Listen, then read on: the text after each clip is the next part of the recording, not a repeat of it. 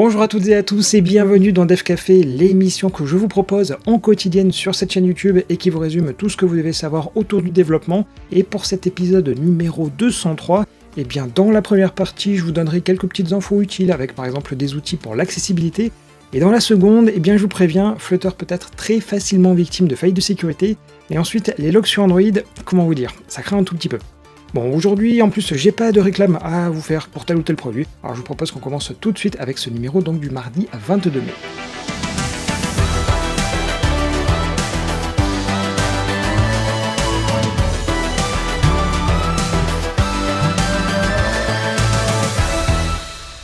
Pour commencer ce Dev Café, on va voir un sujet qui nous embête tous un petit peu, mais bon, quand même, le jeu en vaut la chandelle parce que c'est l'accessibilité. Et pour ça, j'ai deux liens à vous partager.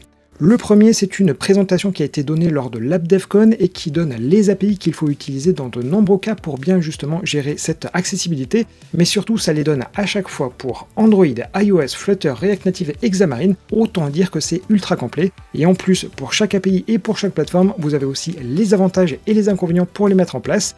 À la limite, le seul petit point noir de cette présentation, c'est qu'il n'y a pas d'exemple de code, mais bon j'imagine que sinon les slides auraient été probablement bien trop longs. On poursuit sur cette thématique avec Tollback qui est l'outil fourni sur Android pour lire le contenu affiché à l'écran, et dans le projet que vous voyez ici, on utilise plus précisément Tollback for Developers, qui est une sorte de fork qui a la particularité de fonctionner avec les commandes ADB. Et tout ça pour avoir une interface graphique qui peut piloter à distance les interactions sur un smartphone ou un émulateur, et ça fonctionne sur tous les systèmes d'exploitation allant de macOS en passant par Windows, mais aussi Linux.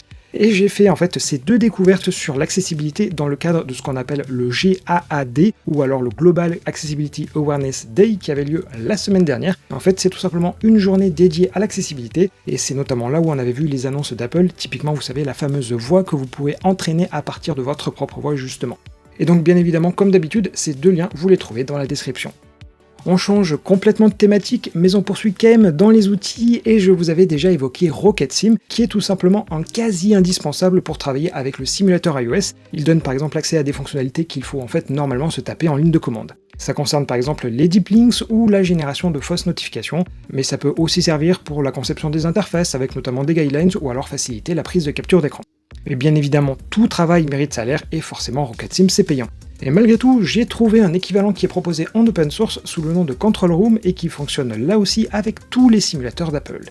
Et autant vous dire qu'en termes de fonctionnalité, en fait c'est vraiment quasiment la même chose que RocketSim, avec tout ce que je vous ai déjà cité, mais aussi la modification de la position GPS ou alors contrôler l'état de la batterie. Bref, si vous faites du développement sur iOS, iPadOS, WatchOS ou tvOS, c'est vraiment quelque chose à installer urgemment, en tout cas si vous n'avez pas encore RocketSim. On poursuit et on retourne sur Android, et vous avez peut-être entendu parler de l'API qui s'appelle Play Integrity et qui s'assure que les téléphones Android ils ne sont ni compromis ni routés. Mais auparavant, le système il s'appelait la SafetyNet Attestation API, et cette API elle devrait disparaître justement parce que Play Integrity c'est beaucoup plus complet dans le domaine. Et initialement, elle aurait dû s'arrêter sous peu, je crois quelque chose comme mai-juin, mais quelqu'un sur Reddit a remarqué qu'il y avait une petite modification sur la page, et je vous la traduis. Nous prévoyons d'arrêter progressivement la SafetyNet Attestation API à partir de janvier 2024. Nous avons prolongé le délai afin de vous donner suffisamment de temps pour migrer vers la nouvelle Play Integrity API pour éviter toute perturbation dans vos activités. En gros, il y a donc 6 mois supplémentaires et tout ça va mener à des changements de deadline. Donc désormais, à la fin janvier, si vous avez basculé vers Play Integrity, eh bien les anciennes versions de votre application, elles continueront de fonctionner avec l'ancienne API, donc SafetyNet.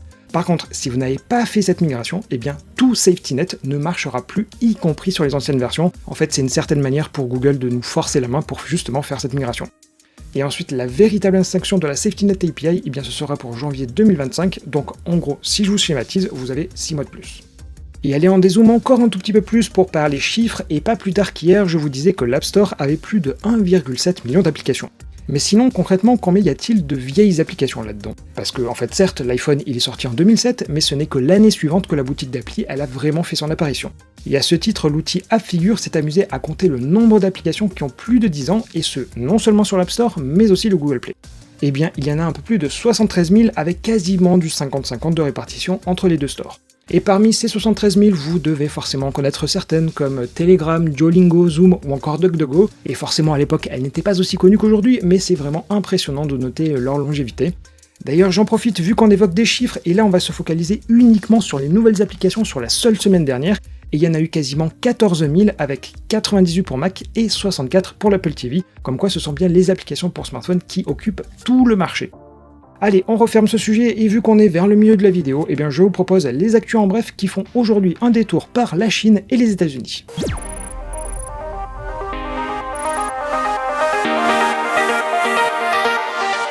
Pour commencer, une bonne nouvelle puisque le gestionnaire de paquets Python PyPy est à nouveau opérationnel. Il est donc tout à fait possible de créer des nouveaux packages suite à une mise en pause ce week-end. On poursuit et HarmonyOS, qui est le système d'exploitation que l'on retrouve sur les smartphones de Huawei, peine toujours à décoller au niveau mondial avec seulement 2% de part de marché. C'est toutefois mieux en Chine avec 8%, mais Android avec ses 72% et iOS avec ses 20% restent très largement devant. Toujours en Chine, WeChat sert également de solution de paiement où les commerces sont équipés de machines dédiées. Jusqu'à présent, elles utilisaient de la reconnaissance faciale, mais désormais les Chinois pourront utiliser leur empreinte digitale en alternative. On change ensuite de continent pour aller aux États-Unis où DoorDash est une société de livraison de nourriture. Seulement ces utilisateurs ne sont pas très contents car des frais de zone élargie sont facturés plus fréquemment aux utilisateurs iOS qu'à ceux sous Android. Par ailleurs, ces frais sont intégrés dans un Dash Pass que l'entreprise aurait trop tendance à mettre en avant, verdict une class action déposée et des épisodes à venir. Et enfin, Facebook vient de se faire taper très fort sur les doigts par la CNIL irlandaise qui vient de lui infliger une amende record de 1,2 milliard d'euros pour manquement au RGPD. On lui reproche d'avoir transféré aux États-Unis des données d'utilisateurs européens. Et pour vous dire la grandeur de ce chiffre, Amazon qui avait écopé de la plus grosse amende jusqu'à présent n'avait dû payer que 746 millions d'euros. Mais côté méta, ce n'est pas une première car cette condamnation fait suite à deux autres au cours des derniers mois qui chiffraient déjà à 650 millions d'euros. On reprend avec Pocket Base qui est une bonne alternative si vous avez besoin d'un back-end sans trop vous prendre la tête. Alors j'avais déjà fait une vidéo sur le sujet, mais l'idée c'est que tout tient dans un seul fichier. Et à l'intérieur, si on regarde bien, il y a du Go et du SQLite, mais dans la mesure où ça tient que sur un seul fichier, vous n'avez même pas besoin de vous prendre la tête sur l'installation. Et côté fonctionnalité, par contre, c'est assez basique avec juste des utilisateurs et des entités, et en fait tout le reste c'est à vous à le bâtir. Mais finalement, peu importe parce qu'il y a des SDK en JavaScript et en Dart, et donc vous aurez la main là-dessus. Et si je me permets de vous en reparler aujourd'hui, c'est qu'une version 0.16 est sortie il y a peu et elle ajoute pas mal de nouveautés intéressantes. Déjà, côté API, on peut désormais demander uniquement les champs dont on a besoin et donc économiser un tout petit peu de bande passante. Mais surtout, il devient possible d'automatiser des backups pour ne plus perdre vos données. Là-dessus, il y a tout un tas d'outils qui sont fournis, mais en gros, ça vous génère un fichier zip que vous pourrez donc exporter ou importer facilement. Le reste des ajouts par contre est assez anecdotique sur cette version, mais vu qu'il publie régulièrement des mises à jour, c'est vraiment un projet que je vous conseille de suivre, car si vous n'avez pas besoin d'un back-end complexe et que les clients font la majeure partie du travail, et bien c'est vraiment ultra adapté à ce que vous avez besoin, et en plus ça tourne sur un tout petit Raspberry Pi par exemple, et donc pour rappel ça s'appelle donc Pocket Base.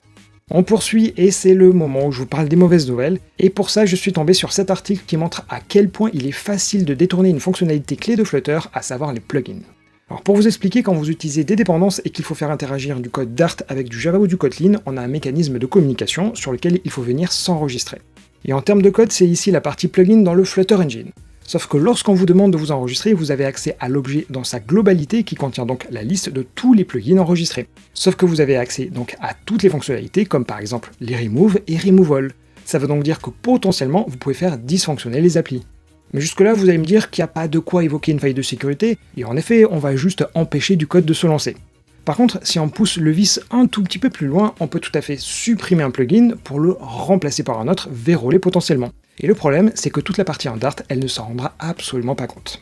Alors a priori, c'est vraiment un problème de conception dans Flutter, et il semblerait quand même que des outils de type Rasp puissent nous en protéger. Et bon, comme je vous l'ai déjà dit, je trouvais que la sécurité sur pub.dev elle est assez limite, donc mon conseil c'est toujours le même, prenez uniquement des dépendances avec des bonnes notes et avec un bon nombre de téléchargements, ou en tout cas essayez d'éviter au maximum ceux qui sont un tout petit peu bizarres. Et pour terminer, on va à nouveau évoquer un sujet autour de la sécurité, et cette fois-ci plus particulièrement autour d'Android. Alors pour ça, vous avez peut-être déjà dû voir passer les logs de vos applis comme ceux du système, et en fait d'une manière générale, ils sont accessibles avec la commande ADB Logcat. Et jusqu'à Android 4.1, il était possible pour n'importe quelle application de demander la permission read logs, et ça donnait non seulement accès aux logs de son appli, mais aussi à ceux du système, donc en gros c'était l'équivalent du ADB Logcat. Et là-dessus, vous vous en souvenez peut-être pas, mais au début d'Android, il était très fréquent de voir passer des tokens, voire même des mots de passe en clair. Mais tout ça s'est résolu depuis le passage à Android 4.1, car les logs ils sont désormais limités uniquement aux applications qui font partie du système ou qui sont privilégiées, qui peuvent donc avoir cette permission read logs.